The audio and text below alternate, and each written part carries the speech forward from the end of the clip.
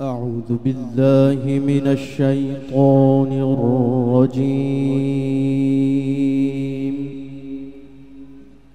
بسم الله الرحمن الرحيم.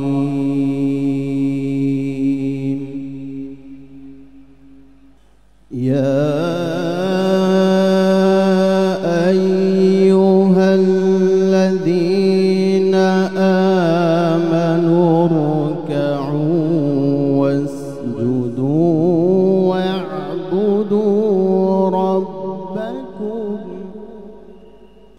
واسجدوا واعبدوا ربكم وافعلوا الخير لعلكم تفلحون.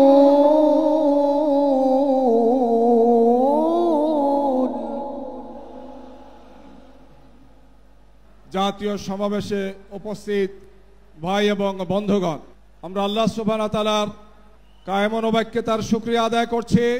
আল্লাহ সুবহানাহু ওয়া তাআলা আমাদেরকে শত প্রতিকূলতার মধ্যে আলহামদুলিল্লাহ আজকের এই বিশাল সমাবেশকে সুন্দর, শান্তিপূর্ণ এবং সুশৃঙ্খলভাবে আয়োজনের তৌফিক দিয়েছেন। হে রাসূল বুঝি না আমি, রেখেছো বেঁধে মোরে কোন সুতোয় তুমি, রেখেছো বেঁধে মোরে কোন সুতো। বিগত 15 বছরে যে সমস্ত শ্রমিককে হত্যা করা হয়েছে, আমরা হত্যাকারীদের বিচার দাবি করছি। আমরা দাবি জানাচ্ছি, বৈষম্য মুক্ত বাংলাদেশ গড়তে হলে শ্রমিকদেরকে ইনসাফ এবং ন্যায্য অধিকার ফেরত দিতে হলে ইসলামী কল্যাণ রাষ্ট্রের কোনো বিকল্প নাই। জাতীয় সমাবেশের শুরুতে গভীর শ্রদ্ধার সাথে আধিপত্যবাদের বিরুদ্ধে, আগ্রাসনের বিরুদ্ধে সকল শহীদদের শ্রদ্ধার সাথে স্মরণ করছি। সাথে সাথে জুলাই বিপ্লবের আবু সাঈদ ওয়াসিম শান্ত থেকে শুরু করে শহীদ আলী রায়হান 2000-এর অধিক যে সমস্ত ভাই বোন শহীদ হয়েছে, সকল শহীদদেরকে শ্রদ্ধার সাথে স্মরণ করছি। আল্লাহ পাক সুবহানাহু ওয়া তাআলা সকল শহীদদের জান্নাতুল ফেরদৌসের মেহমান হিসেবে কবুল করুক, আল্লাহুম্মা আমিন। আমিন। দেশের স্বাধীনতা, সার্বভৌমত্ব, অখণ্ডতার প্রশ্নে, বৈষম্যহীন বাংলাদেশ বিনির্মাণ করার প্রশ্নে আমাদেরকে ঐক্যবদ্ধভাবে কাজ করে যেতে হবে। সেই জুলাই যোদ্ধা শহীদ পরিবারগুলোর পুনর্বাসন, আহত পঙ্গুত্ব বরণকারী ভাইদের পুনর্বাসন করতে হবে। পাশাপাশি জুলাই ঘোষণাপত্র অনতি বিলম্বে সংবিধানের অন্তর্ভুক্ত করতে হবে এবং এই জুলাই মাসেই জুলাই ঘোষণাপত্র দিতে হবে। 2013 সালে নিজামী, সাইদি, মুজাহিদ, কাদের মোল্লা, আলী হাসান সহ যাদেরকে হত্যা করা হয়েছে, তার রক্তের নজরানা দেওয়ার জন্য সমগ্র ঢাকার অলিতে গলিতে সকল মানুষ আজ বিস্তার করছে, ঠিক কিনা বলো? অতএব সেই রক্তের জবাব দিতে হবে।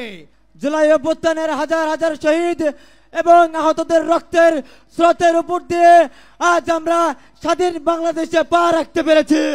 আমরা চাই জুলাই সহ সকল গণহত্যার সুনিশ্চিত দৃশ্যমান বিচার হোক। আমাদের কওমি মাদ্রাসার শতাধিক ছাত্র শহীদ হয়েছে সেই জুলাই আন্দোলনে।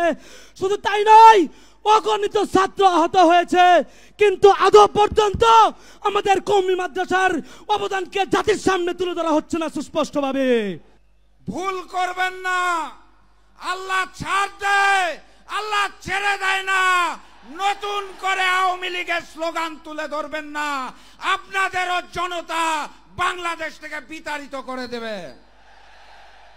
আগামীর বাংলাদেশে আমরা বৈষম্য দেখতে চাই না। আগামীর বাংলাদেশে আমরা ভারতীয় আধিপত্যবাদ দেখতে চাই না।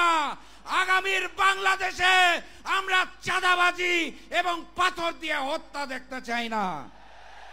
বাংলাদেশের সার্বভৌমত্ব এবং স্বাধীনতাকে রক্ষা করার জন্য বাংলাদেশের সকল জনসাধারণ, সকল নাগরিক, সকল রাজনৈতিক দল, সকল ইসলামী শক্তি দল একত্রিত হয়ে যদি না চলেন, তাহলে আমরা যারা লন্ডনে বসে থাকি, দেশের খবর নেই, আমরা শঙ্কিত যে দেশের স্বাধীনতা এবং সার্বভৌমত্ব এটা নষ্ট হতে পারে, বিলুপ্ত হতে পারে।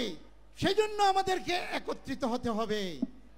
আমরা এদেশে সোনার বাংলার শাসন দেখেছি, সবুজ বাংলার শাসন দেখেছি, জয় বাংলার শাসন দেখেছি।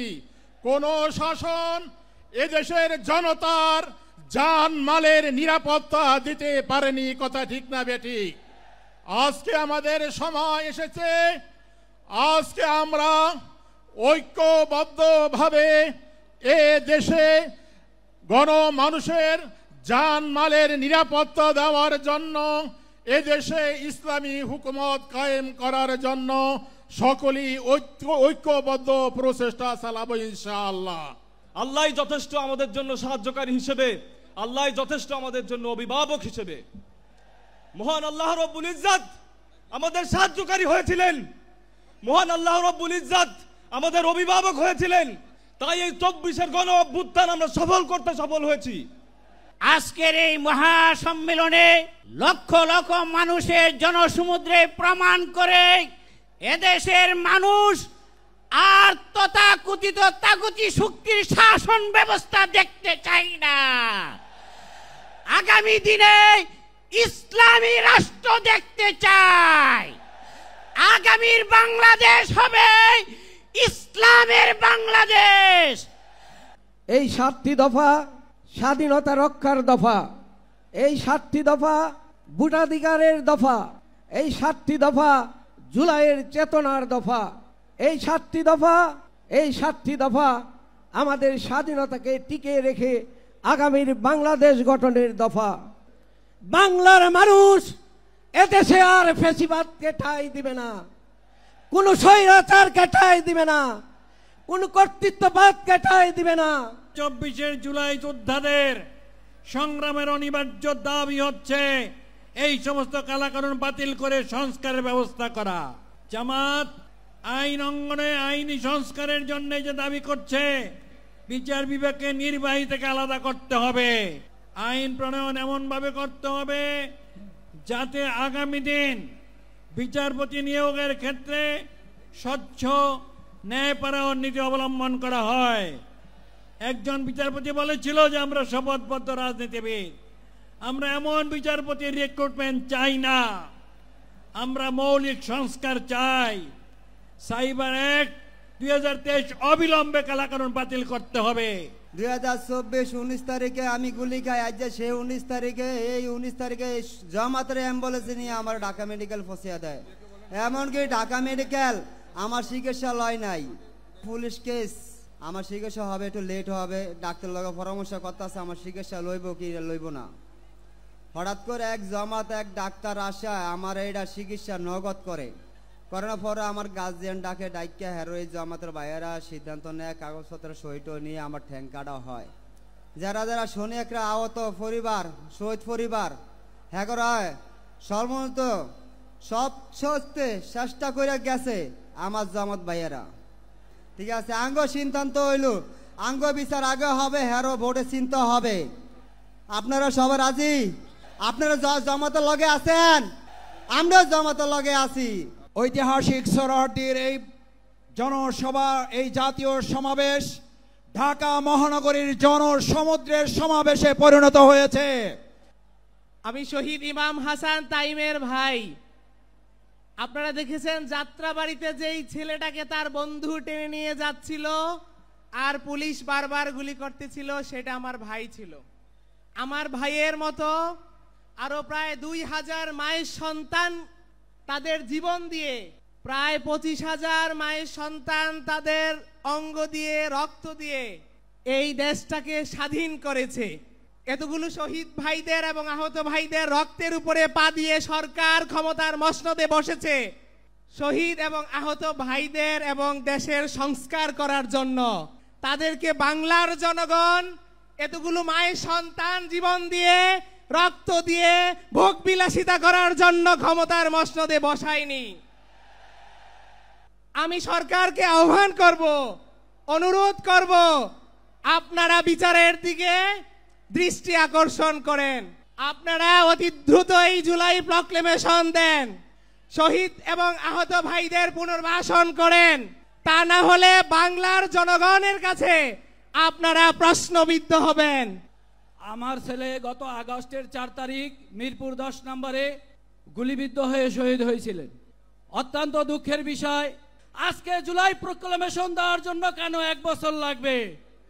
আমি অত্যন্ত বিনয়ের সাথে সরকারকে বলতে চাই, শহীদ পরিবার এবং আহতদেরকে সাথে আর কোনো তালবাহনা করবেন না।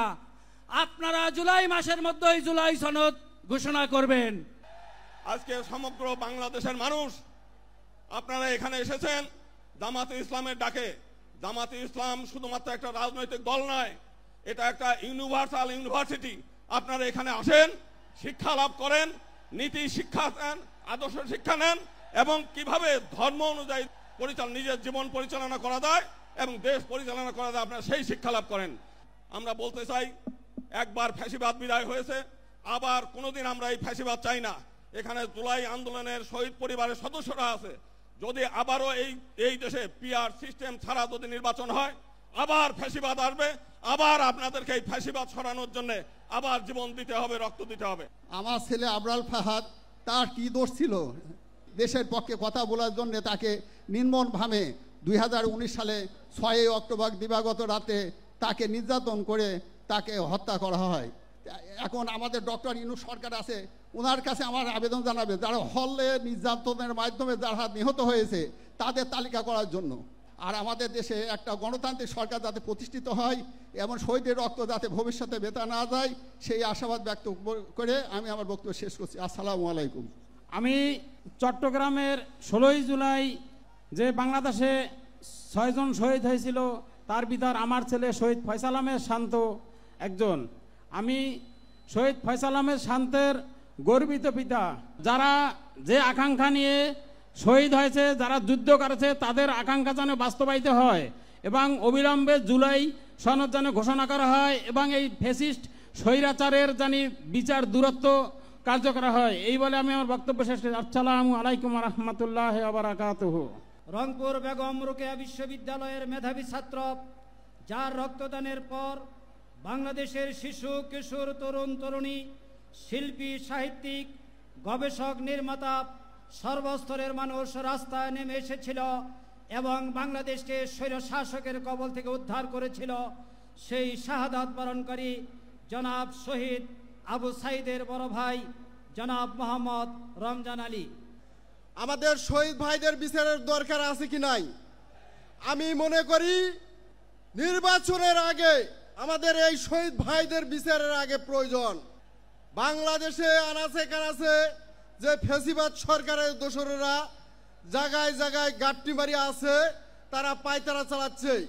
যদি আমরা এই শহীদ ভাইদের বিচার পাই, সেই ফ্যাসিবাদী শয়তানেরা এই বিচারের আওতায় গ্রেপ্তার হবে।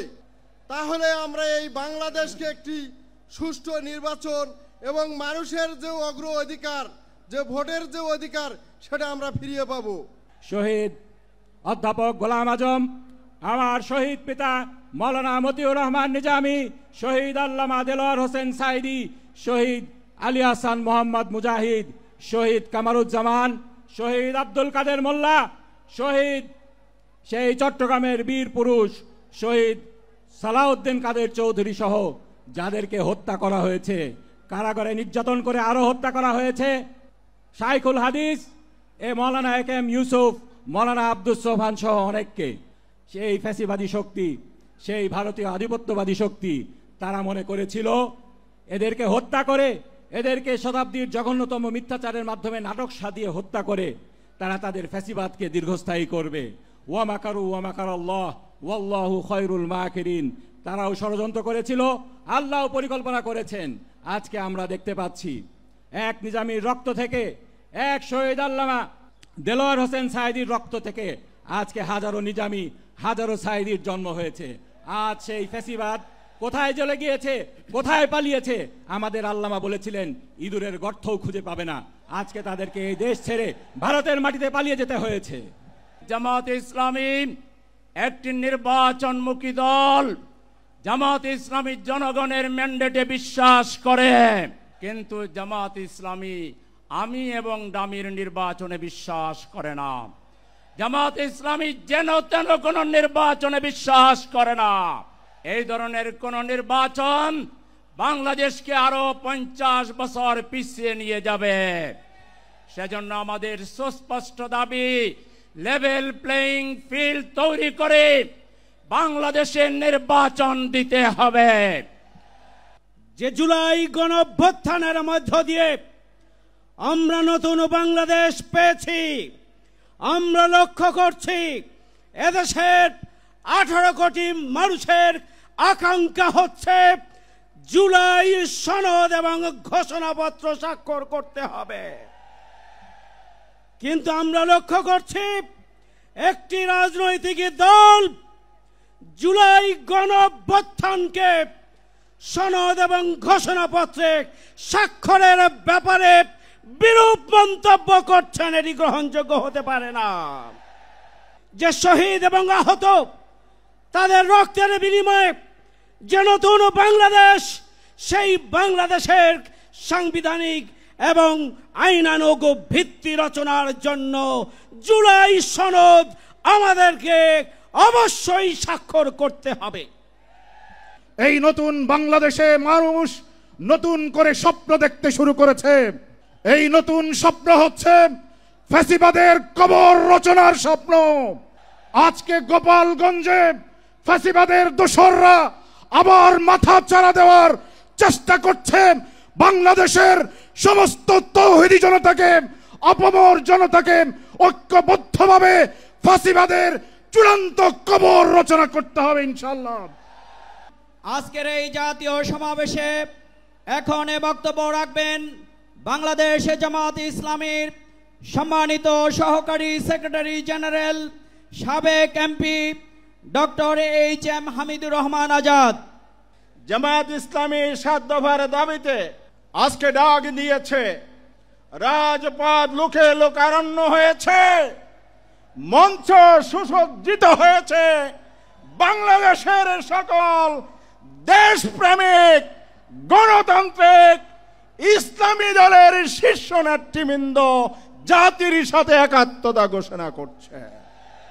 অবিলম্বে নির্বাচনকে যদি কালো টাকা, ফ্যাসিবাদ, নমিনেশন বাণিজ্য এবং মানুষের ভোটাধিকারের নিশ্চয়তা দিতে হয়, পিয়ার পদ্ধতি ছাড়া কোনো উপায় নাই, বিকল্প নাই, বিকল্প নাই, কোনো বিকল্প নাই। গণহত্যার বিচার করতে হবে। বিচারের নামে কোন তামাশা বাংলাদেশের জনগণ মেনে নেবে না। এখন পর্যন্ত 1 বছর চলে গিয়েছে, কোন বিচারই দৃশ্যমান হয় নাই। নির্বাচনের পূর্বেই বিচার কার্য শেষ করতে হবে। শুধু আইনি ভাবে এই মুজিববাদের মোকাবেলা করা যাবে না। আমাদেরকে অর্থনৈতিক ভাবে, রাজনৈতিক ভাবে, সাংস্কৃতিক ভাবে এই মুজিববাদের কোমর ভেঙে দিতে হবে। আমাদের মধ্যে রাজনৈতিক মতপার্থক্য থাকতে পারে, কিন্তু এই মুজিববাদের প্রশ্নে, এই স্বৈরাচারের প্রশ্নে অভ্যুত্থানের সকল শক্তিকে ঐক্যবদ্ধ থাকতে হবে। কোন আধিপত্যবাদের জায়গা এই বাংলাদেশে হতে দেয়া যাবে না। ইনশাআল্লাহ ফ্যাসিস্ট বিরোধী 24 শক্তি ঐক্যবদ্ধভাবে আমরা আগামীর বাংলাদেশ গড়ে তুলব। আপনাদের সাথে আমাদের আবারও দেখা হবে লড়াইয়ের রাজপথে অথবা বিজয়ে। ইনকিলাব জিন্দাবাদ। জুলাই পরবর্তী এই বাংলাদেশে আমরা আজকের এই সমাবেশ থেকে দাবি করছি, অতি সত্বর এই বাংলাদেশের স্বাধীনতা, সার্বভৌমত্ব, এই বাংলাদেশের ইসলামী মূল্যবোধ, আদর্শিক মূল্যবোধ, জাতিসত্তার ইতিহাসকে ধারণ করে নতুন একটি আদর্শিক শিক্ষা ব্যবস্থা গড়ে তুলতে হবে। ছাত্র জনতার প্রাণের দাবি শিক্ষাঙ্গনগুলোতে দ্রুত ছাত্র সংসদ নির্বাচন। কিন্তু আমরা দেখতে পাচ্ছি এই ছাত্র সংসদ নির্বাচন নিয়ে বিভিন্ন মহল টালবাহানা করছে, কোরের রাজনীতি ফিরিয়ে আনার চেষ্টা করছে। আমরা বলতে চাই, শিক্ষার্থীদের প্রাণের দাবি এই ছাত্র সংসদ নির্বাচন অতি সত্বর সকল ক্যাম্পাসে আয়োজন করতে হবে। এদেশের মানুষ একটা পরিবর্তন চায়। এদেশের মানুষ ফ্যাসিবাদ মুক্ত, এটি সুখী সমৃদ্ধ কল্যাণ রাষ্ট্র চায়। প্রিয় ভাইরা আমার, আমরা স্বাধীন হয়েছে 53 বছর। 53 বছরের মধ্যে এদেশে অনেক নেতার পরিবর্তন হয়েছে, দফার পরিবর্তন হয়েছে, বাংলার রূপের অনেক পরিবর্তন হয়েছে, কিন্তু ফ্যাসিজম থেকে এই দেশ ও জাতি মুক্তি পায় নাই। প্রয়োজনে রাজপথে দেখা হবে।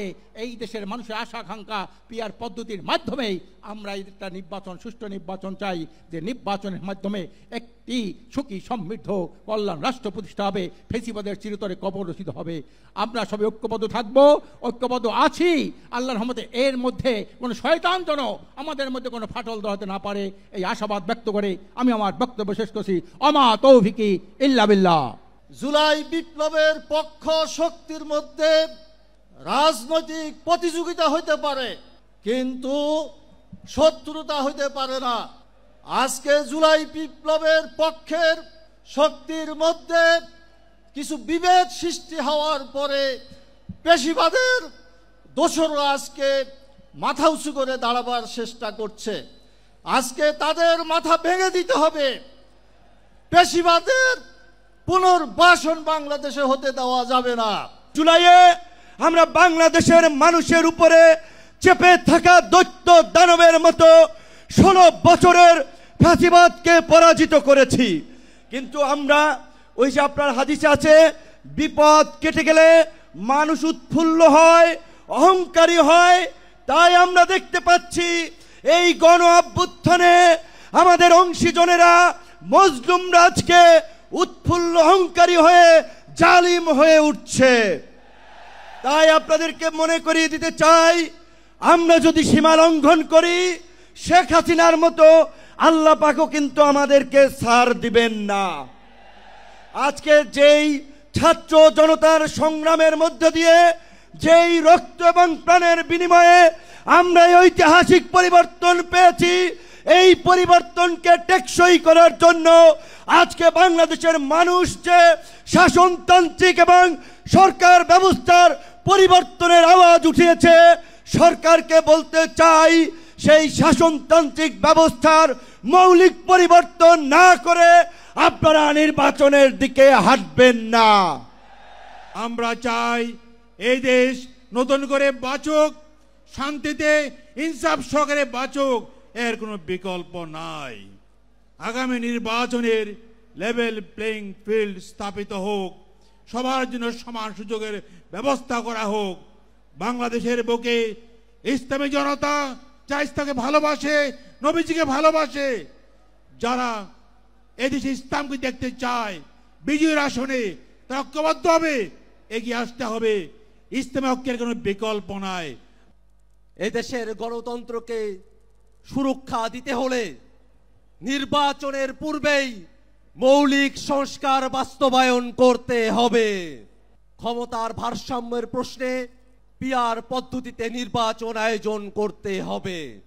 এই বাংলাদেশে ধর্ম পালনের কারণে কোনো মানুষের প্রতি আর কোনো জুলুম আমরা হতে দেব না। এদেশের মুসলমান, হিন্দু, বৌদ্ধ, খ্রিস্টান সকল ধর্মের মানুষ সকলে শান্তিতে বসবাস করবে। জুলাই অভ্যুত্থানে এটাই আমাদের প্রত্যাশা। বাংলাদেশে ভবিষ্যতে যাতে আর কোনো ফ্যাসিবাদ এবং স্বৈরাচার জন্ম নিতে না পারে, ঠিক এই কারণে আওয়ামী লীগ এবং তার দোসরদেরকে অবিলম্বে বিচারের আওতায় দাঁড় করাতে হবে।